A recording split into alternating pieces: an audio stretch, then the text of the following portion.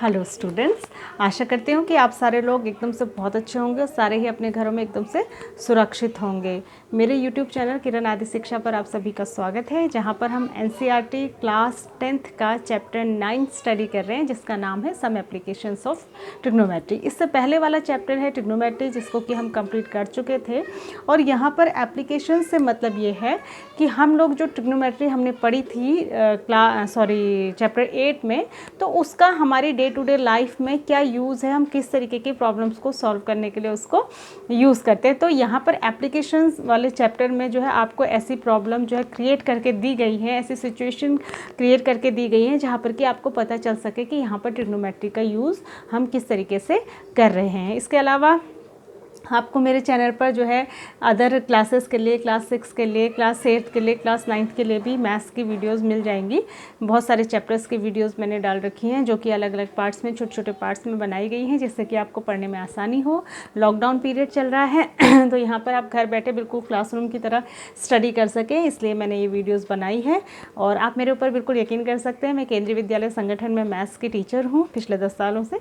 तो आप पढ़ सकते हैं और उस पर आप रिलायबल भी हो सकते हैं तो अगर आपने चैनल को सब्सक्राइब नहीं किया है तो आप फटाफट से जो है चैनल को सब्सक्राइब कर लीजिए, जिससे कि आने वाली वीडियोस की नोटिफिकेशंस आपको मिलती रहें और आप आसानी से जो है रोज़ के रोज़ अपनी तैयारी करते रहें। मैं लगभग रोज़ ही वीडियो अपलोड करती हूँ तो आप इस तरीके से आसानी से पढ़ पाएंगे। तो हम आगे बढ़ते हैं। इसमें हमने जो है 8 क्वेश्चन आई थिंक डिस्कस कर लिए थे पिछली 2-3 वीडियोज़ में। अब मैं 9th क्वेश्चन पर आती हूँ। ठीक है, क्वेश्चन मैं यहाँ लिख नहीं रही हूँ, क्वेश्चन बड़ा होता है तो मैं यहाँ से रीड करके आपको सिचुएशन समझा के उसका फिगर बना दूँगी। The angle of elevation of the top of a building from the foot of the tower is 30 degree and the angle of elevation of the top of the tower from the foot of the building is 60 degree. तो if the tower is 50 meter high then find the height of the building। बहुत ही अच्छा question है और ये question जो है आपका CBSE में 2009 में पूछा गया है। ठीक है, देखिए दो चीज़ें हैं, एक है टावर। ठीक है, ऑब्वियसली जो टावर होगा वो बड़ा होगा और जो बिल्डिंग होगी वो छोटी होगी। आपने बहुत सारे टावर आजकल आप देखते होंगे अपने शहर में भी। तो इसमें दो सिचुएशन दी हैं कि जो एंगल ऑफ एलिवेशन, जो टावर के टॉप का एंगल ऑफ एलिवेशन है, ठीक है, द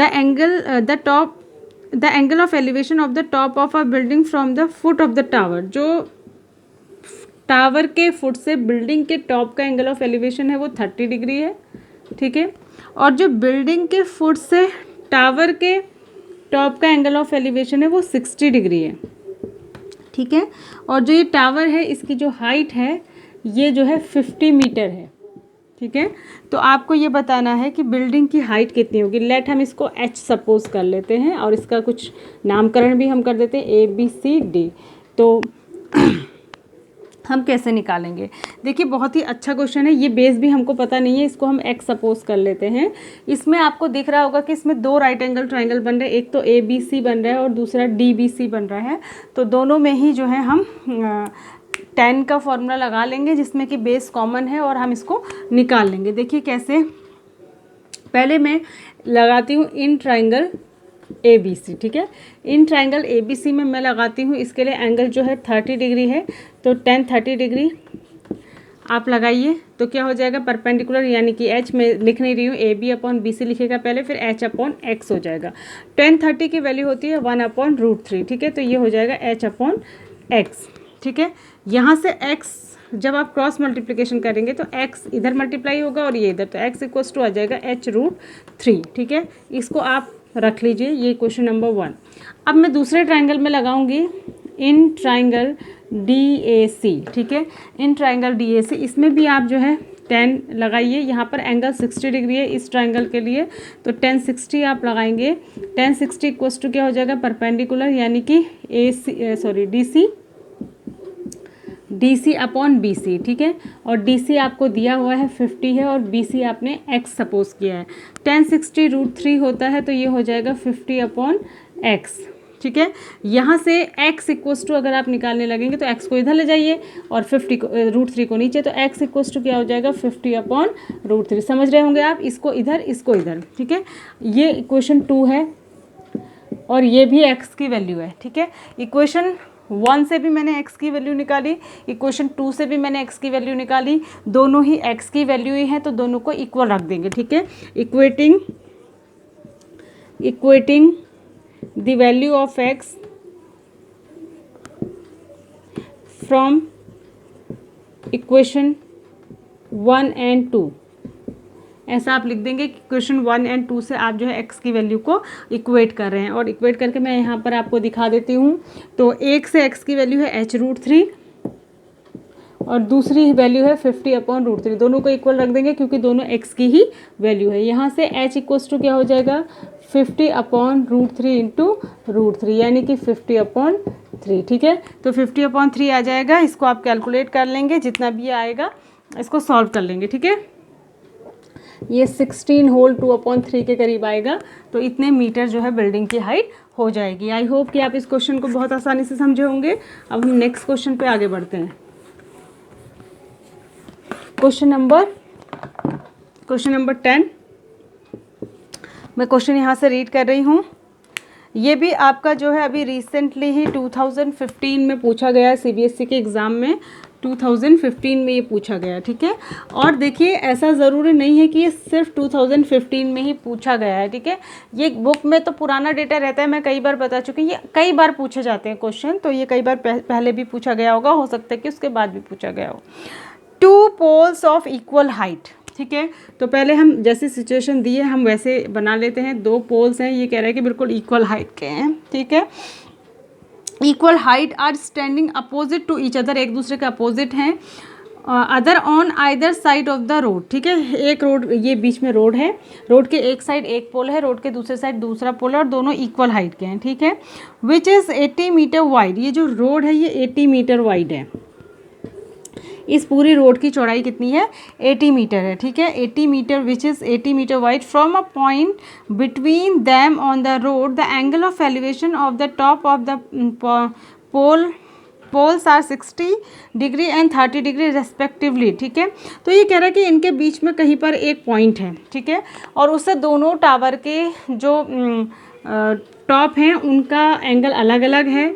एक का एंगल है 60, एक का 60 डिग्री है और एक का 30 डिग्री है, ठीक है। एक का 60 डिग्री है और एक का 30 डिग्री है। ध्यान रखिएगा, अगर ये मिड में होता, अगर बिल्कुल बीच में ये पॉइंट होता तो दोनों के एंगल बराबर होते, क्योंकि दोनों ही जो है इक्वल हाइट की बिल्डिंग्स है। अगर अलग अलग हैं तो इसका मतलब ये बीच में नहीं है, तो हो सकता है ये इससे x डिस्टेंस पे हो और बाकी की डिस्टेंस ये जो बची ये कितनी हो जाएगी, पूरी है 80, ये है x, तो ये बाकी की जो बचेगी 80 - x हो जाएगी, ठीक है। तो अब ये पूछना क्या चाह रहा है, find the height of the poles and the distance of the point from the poles. तो एक तो हाइट निकालनी है, दोनों की हाइट को h ही सपोज करेंगे, दोनों सेम हाइट के हैं, और दूसरा ये x भी निकालनी है कि ये पॉइंट की पोजीशन क्या है ये बतानी। इसको मैं नाम दे देती हूँ ABCDE, ठीक है। थोड़ा सा कॉम्प्लेक्स हो गया फिगर, आपको समझ आ रहा होगा फिर भी। तो ये हमको करना है, ठीक है। यहाँ पर भी हाइट और बेस के ही बीच में रिलेशन है, तो हम 10 का ही फॉर्मूला लगाएंगे। तो मैं आपको लगा के बता रही हूँ, आप ध्यान देंगे। यहाँ पर आप लगाएंगे, पहले इस वाले ट्राइंगल में ले लेती हूँ मैं, इन ट्राइंगल ABC, ठीक है। इन ट्राइंगल ABC में आप लगाएंगे 10 30 डिग्री, ठीक है। 10 30 डिग्री आप लगा लीजिए। तो 10 30 डिग्री इक्वल्स टू क्या आएगा, परपेंडिकुलर h/बेस यानी कि x। 10 30 होता है 1/√3। वैल्यूज़ भी आपको याद हो जाएंगी रखते रखते, ठीक है।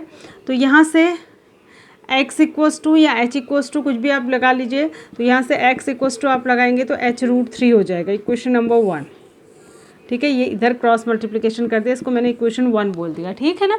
अब हम लगाएंगे इन ट्राइंगल DCE, इसमें आप 10 60 लगाएंगे, 10 60 डिग्री लगा दीजिए। 10 60 डिग्री इक्वल्स टू वही परपेंडिकुलर h/बेस, बेस है 80 - x, ठीक है। तो यहाँ से 10 60 होता है √3 इक्वल्स टू h/80 - x, ठीक है। 80 - x हो जाएगा।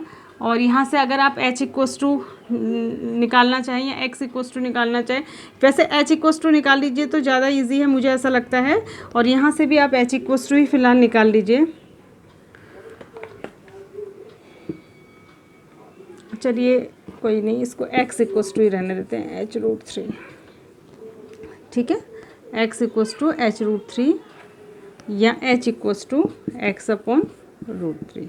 ठीक है, तो यहाँ से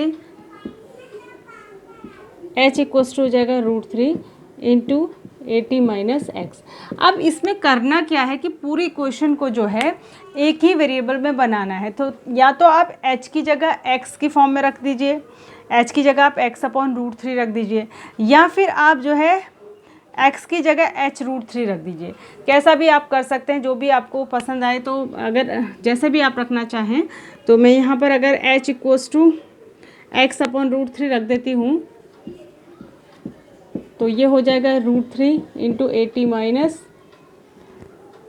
एक्स। ठीक है, तो पूरी इक्वेशन ये इधर मल्टीप्लाई हो जाएगा, तो ये हो जाएगा root three into root three और ये हो जाएगा एटी माइनस एक्स। तो एक्स इक्वस टू हो जाएगा three into eighty minus x. अंदर मल्टीप्लाई करेंगे आप तो क्या हो जाएगा 240 minus three x. Three x इधर आ जाएगा तो एक्स के साथ प्लस हो जाएगा, तो ये कितना हो जाएगा 240। तो ये हो जाएगा 4x इक्वस टू 240। तो यहाँ से x इक्वस टू आ जाएगा 240 अपॉन 4, तो ये हो जाएगा 60। ठीक है, तो ये x की वैल्यू कितनी आ जाएगी 60 आ जाएगी। तो बाकी का जो बचेगा 80 माइनस एक्स, ये कितना बचेगा 20। ठीक है, क्योंकि टोटल कितना है 80। अब जब x की वैल्यू आ गई तो x की वैल्यू यहाँ रख दीजिए। ठीक है, तो h इक्वस टू कितना हो जाएगा x अपॉन रूट थ्री था, तो x कितना आया आपका 60, तो ये 60 अपॉन रूट थ्री हो जाएगा। ठीक है, और क्योंकि मैंने आपको बताया था कि डिनोमिनेटर में रूट को नहीं छोड़ते हैं हम, तो हम क्या करेंगे, इसको रूट थ्री से ऊपर नीचे मल्टीप्लाई कर देंगे। तो क्या आ जाएगा h equals to 60 root three और नीचे क्या हो जाएगा 3।